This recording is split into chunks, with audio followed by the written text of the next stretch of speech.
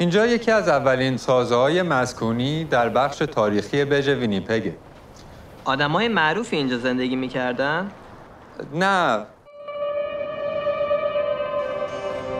نازگل بودو بیا. نگین! چرا داریم میدویم؟ این سریل تو یخ پیدا کردن. آخه اصلا چطوری از تو یخ درش بیاریم؟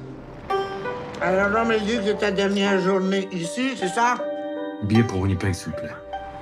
On va discuter de ta nouvelle vie.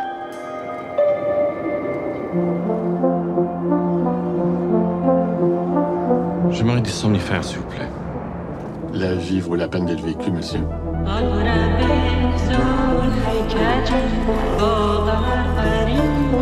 Bingo! آفرین! باریکلا! معلمم کاملا دیوانه است. بزرگ شدی؟ دوست داری چی کاره بشی؟ دیپلمات. برو کمر وایسا.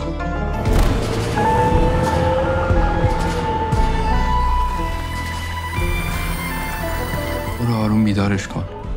بهش بگین که برگشتیم خونه. ما عجله داریم. شما نمیتونین کمکمون کنین؟ Winnipeg, étrange destination pour le tourisme.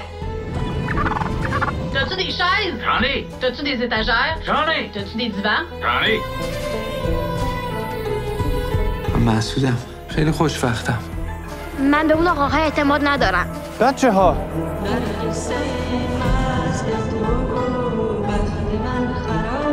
باشد تا هر روز زندگی نوروزی پر از شادی و خوشی باشه.